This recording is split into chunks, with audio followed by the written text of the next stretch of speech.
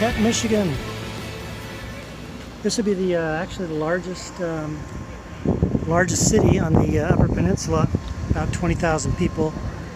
There's the post office and courthouse. That brick building there is the city hall, and here's the rest of the main part of downtown. There's a couple other streets on either side here. Interesting thing about Marquette is that the city itself was formed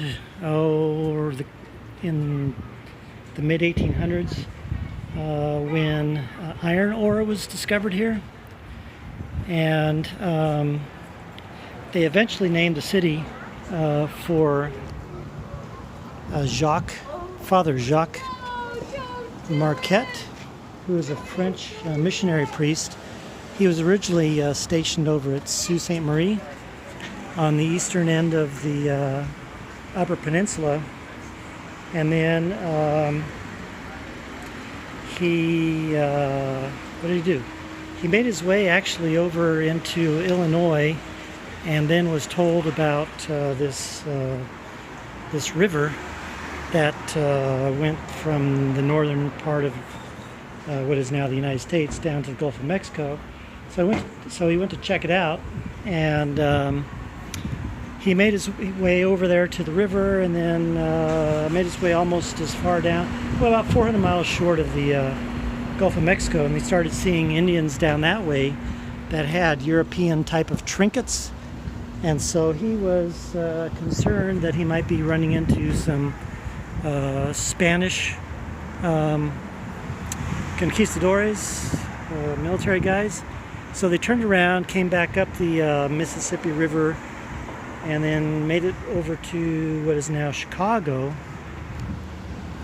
And then he went back to his mission there in Sault Ste. Marie, and then eventually established a mission in St. Ignace, and then made another trip down to what is present-day Chicago, and I think it was on the way there is where he died from dysentery that he actually contracted on the previous trip, looking for the Mississippi River. So anyway, that's what Marquette is named after, and that's Father Marquette's history. And then back to the city of Marquette's history is it was originally built on the discovery of iron ore in 1840, and because of the Industrial Revolution, it was really becoming needed. So the iron ore mines opened up in the mountains over here. They shipped it down here. They shipped it down here to the don't get run over, down to the harbor, which we'll go to in a second. And it was a real big iron ore shipping place for many, many years until that all kind of dried up in the Depression. And then it sort of came back in the 50s, but now here in Marquette anyway, there's no shipping really that's going on. So that's the history of Marquette, and that's main part of downtown right there. And let's go take a look at the harbor. So what is this, you ask? It's the old iron ore loading dock. So the iron ore would evidently come down this way right here and into this thing, and then it would these things would come down and then spill the iron ore out into the barges on either side, or the ships I should say. And once they loaded up their cargo, out they would go into the main part of Lake Superior there, and then ply their trades. Generally they would be going east that way, following the shore of the Upper Peninsula. Make it over to Sault Ste. Marie, where the locks are, and then they would go down through that way and then to Lake Huron, and then if they were going to point points farther on, and they would just go down the St. Lawrence Seaway, through Lake Erie, Lake Ontario, finally make it out to the Atlantic Ocean, and off they would go. A lot of times they would offload their cargoes in other places like Ohio, Pennsylvania, along those areas along the other Great Lakes. So this is the old iron ore loading dock in Marquette, and then the rest of the harbor out this way. You can see the breakwaters they have there. Again, I'm always struck by how much this is just like an ocean type of place, this Lake Superior. How big it is, how stirred up it can get. But unlike the ocean, usually look how clear the water is. So this is Marquette Harbor.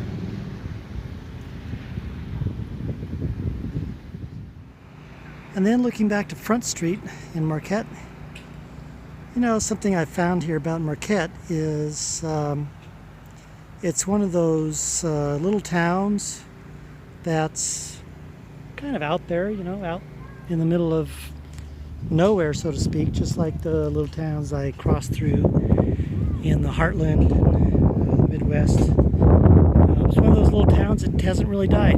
It's held its own. Again, the largest town in the Upper Peninsula. Also, too, what's noteworthy is a number of miles that way is the old K.I. Sawyer Air Force Base, which in the height of the Cold War housed a couple squadrons of B-52 bombers, so that if the Soviets wanted to bomb us, well, then we could take off and quickly bomb them as well. In fact, I knew a guy that worked, that was a MP over there that guarded the B-52s, and he recounts to me a story once of how the guys were out there guarding the bombers in the middle of the night. I think it was a double shift or something like that, and they were just dropping one by one, just in the freezing cold of winter, falling asleep underneath the jets. And so the sergeant came out, saw what was happening, and he radioed in, "Hey, come out, get these guys some coffee." So interesting little tidbit of history. That base, I think, went through, it was either the first or the second realignment commission, where in '95 it was shut down. So now it's just being used as an airport. I don't know if there's an Air National Guard unit there or not, but it's now the K.I. Sawyer International Airport. So Marquette has been holding its own. It looks in good shape from what I've seen of it. It's not really, doesn't have any rundown sections that I've seen, and so I think it's got a good history going on here.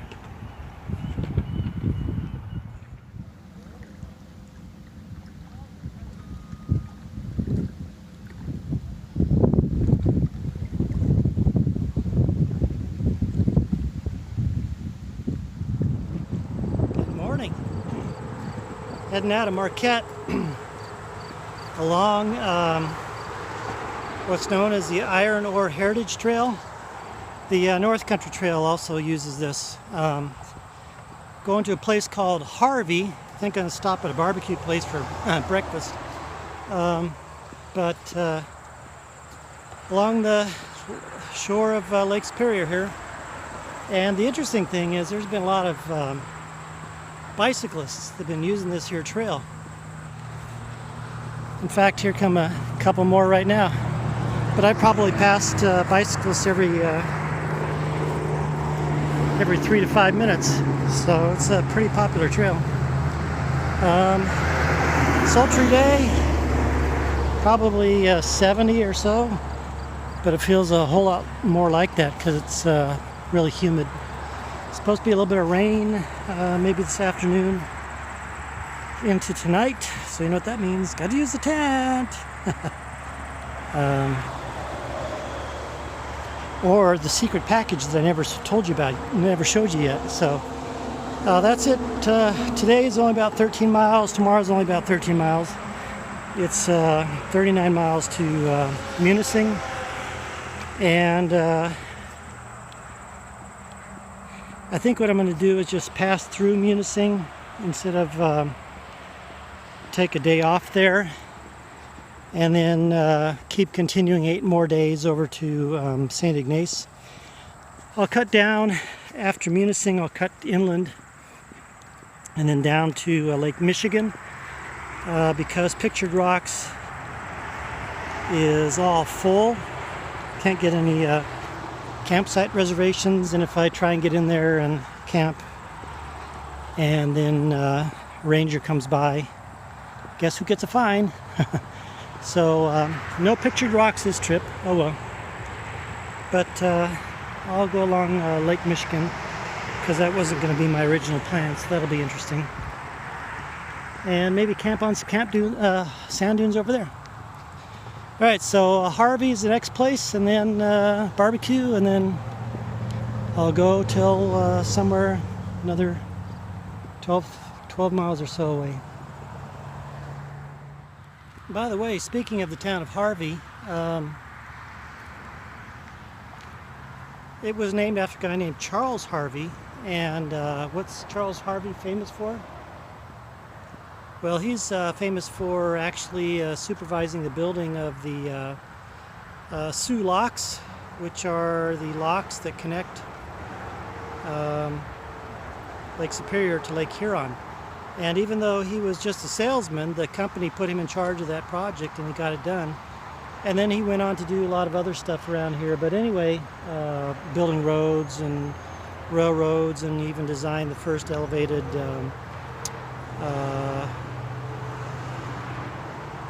transportation system in New York City. But anyway, he actually got a whole bunch of land around here and platted it out, and he was the intent was to make it a competing city, even larger than Marquette down the way. Hello there. Hi. But that didn't work out, and so he just went on with his other projects, and as the economy boomed and busted and he got tangled with other people, his fortunes would boom and bust, and he eventually died penniless at the age of 83. So anyway, Charles Harvey. So he's the guy that's famous for the Soo locks connecting Lake Superior to Lake Huron for shipping. They were already connected through rapids and falls and things like that, but he did the locks so ships could get through. This route today has been remarkably straight. There's an old rail line, so if you look off there into the distance, it's just straight and straight and straight and straight and straight. Which I guess is fine, don't have to think about anything, just follow the line, right? The lake is over that way, but the highway is over there, and then there's private property on the other side of the highway, and the lake is separated by trees, so you can't see it anyway. So might as well just hunker down on this trail and zone in and keep going straight. And then just like this, the North Country Trail gets off that little rail trail and comes out into this little wooded area. Kind of pretty.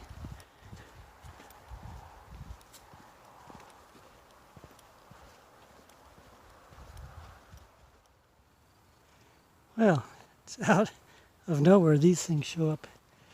This is a place called Lackinen Land. There's all these, it's basically a drive-through sculpture type of place.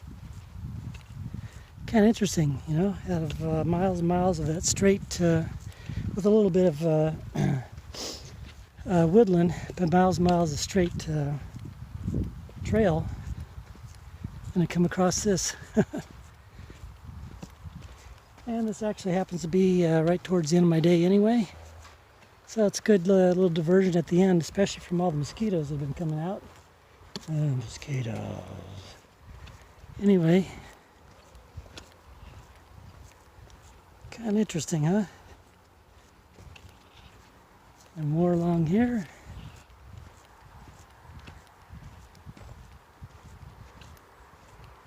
And then it looks like the North Country Trail splits off down there, but I don't think I'm going to go that way because it takes off south and goes around and then makes some squiggles.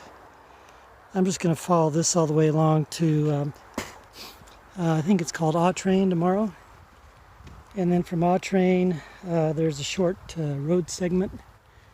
And then, oh yeah, here we go. The Canyonland.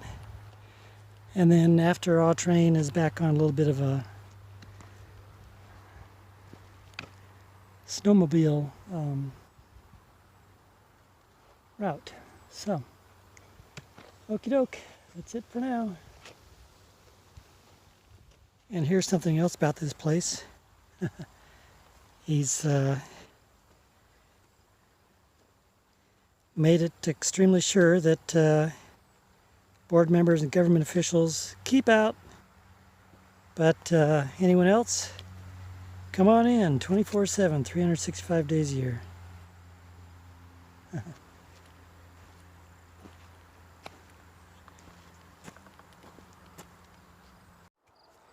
Overlay a picture of the Bishop Castle from last year or the guy's sign. So this place keeps going on and on here. And you know something, with that sign back there, and he also had another sign saying he's a one-man operation, so take your trash out, all that sort of stuff. It reminds me of last year, the Bishop Castle in Colorado. I'll put a picture of it here. That guy was kind of the same thing, having a little cantankerous and a little bit irritated at local officials and stuff. So this is an interesting little place. It's interesting to see the similarities between things across the country. So Canyonland. Yeah. Well, I ended up having dinner there, my dinner there at Lakenland, and then I was coming back onto the North Country Trail, and look what I stumbled upon. Look at this. It's a trail shelter. And I think this Tom guy may have built it, so thank you very much, Tom, if you're the one that made this.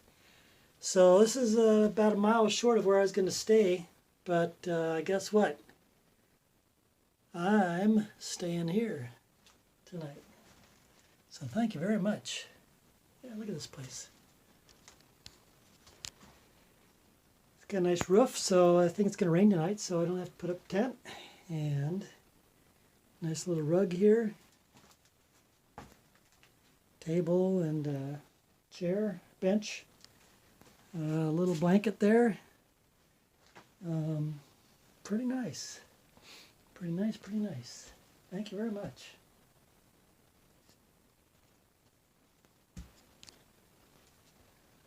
Some of the things that just kind of pop up for you, huh? I just realized I walked away from that place without taking a picture of the outside. But the owner of the property that sits on, that Tom guy that has that sculpture garden there, he came by this morning just doing some maintenance work.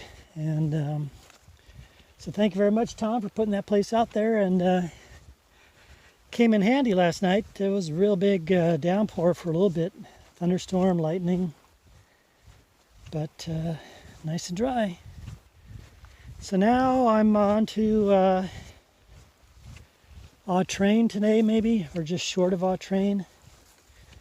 I think it's going to be more of this, which is nice. It's nice and quiet. Mosquitoes, though, oh well.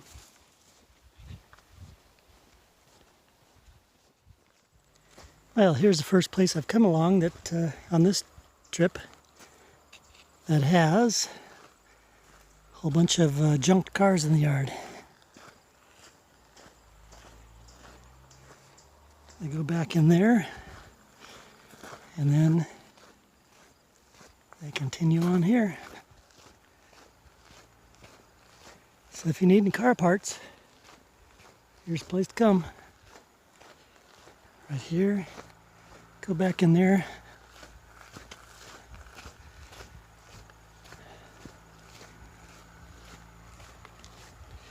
Okay, I'm turning left and getting out of this section onto the highway. Just darn too many mosquitoes, man. Even for this time of day, almost 11 o'clock.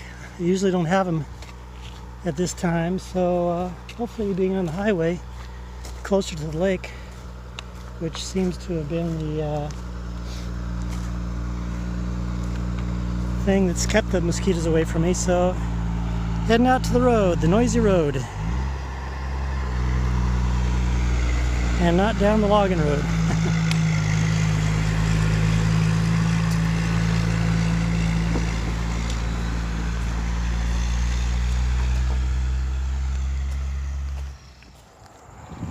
All right, onto the highway. So a question for you. Would you choose a sandy trail with swarms of mosquitoes that bite through your clothes even though you sprayed yourself, or would you choose the noisy highway with no mosquitoes and no sand? This is Michigan 28, and by going this way, I don't think I save any distance. So take me into Autrain, but I might pull up short of Autrain tonight, and then Munising tomorrow. But getting out of the mosquitoes, that's worth it to me, I think. The lake is over there, but of course can't see it. Might see it a little bit up here, but for the most part I don't think I'm going to see it today.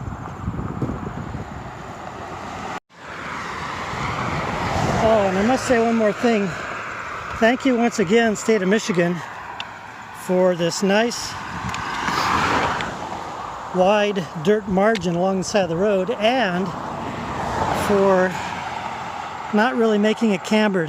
The road is cambered, but once it gets to the dirt margin, it's pretty much level. So thank you once again.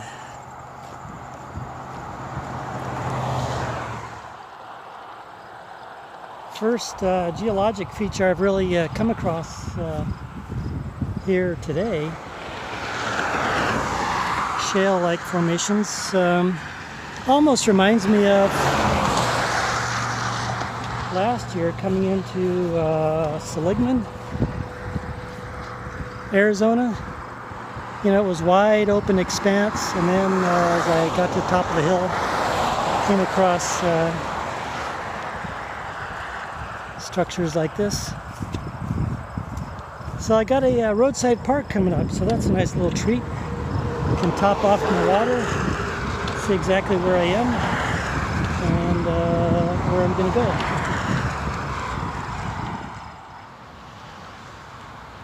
A nice little stop here, Deer Lake. I guess this is the reward for road walking, right? If I'd been on the trail, I've been over there, I think, on the other side of the ridge from the lake, and that would have been all sandy. So today has been one of those nothing happens by chance sort of things so far. So I think I'll take a little lunch break here and then mark off where I am and see where I'm going, and maybe I'm almost done for the day, who knows.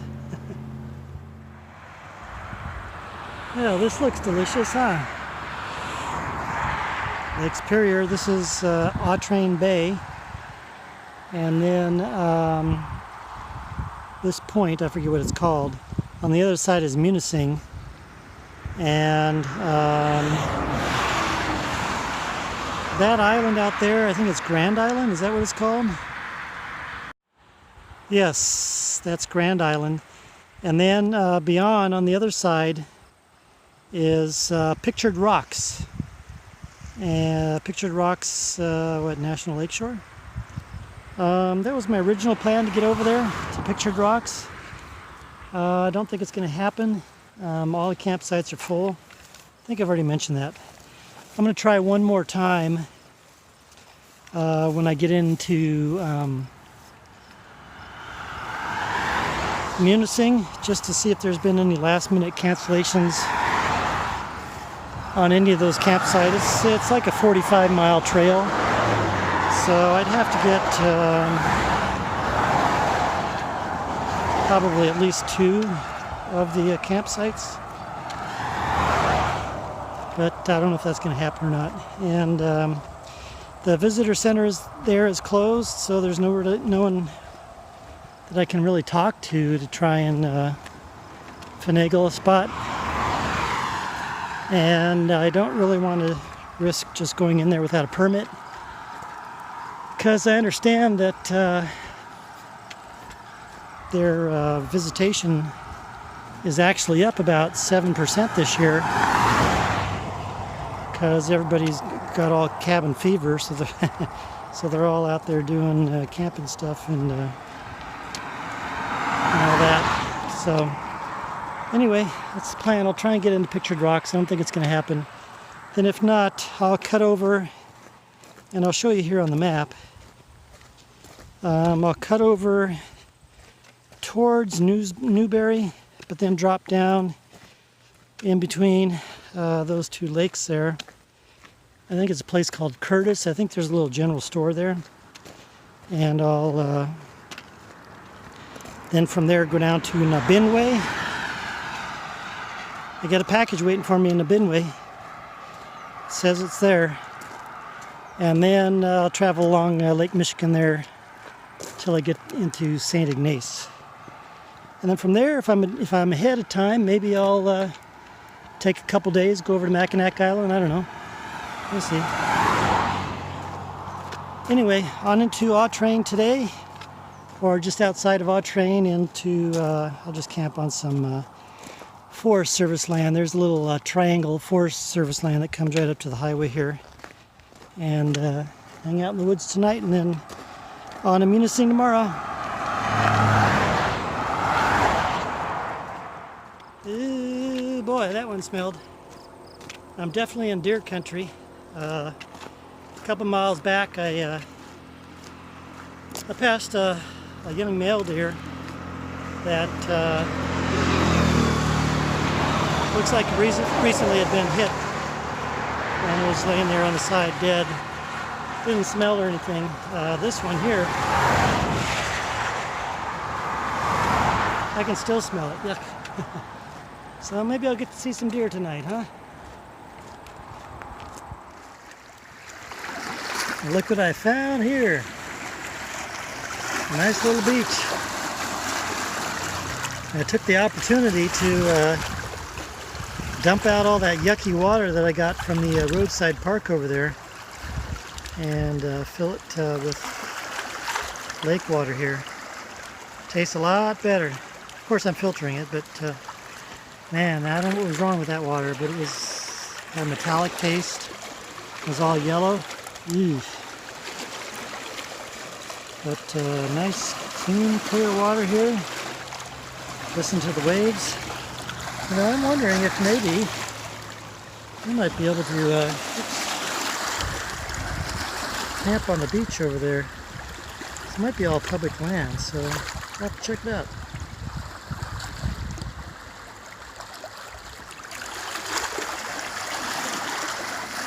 Autrain Bay.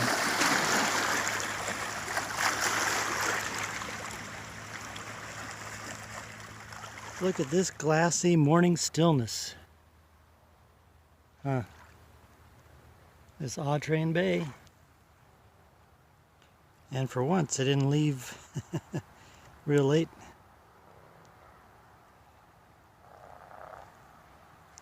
So the goal today is Munising. It's going to be on the other side of that point. So I think it's only about 12 miles, maybe 13. and find another place to camp out in the woods. Still and quiet, isn't it?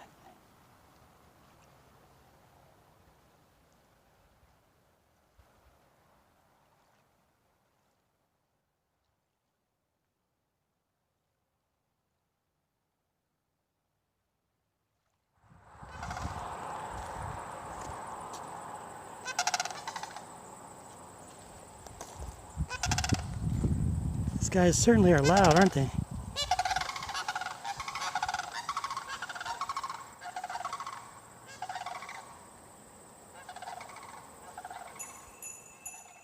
Look at this. Santa's here. Hello, Santa. How are you doing?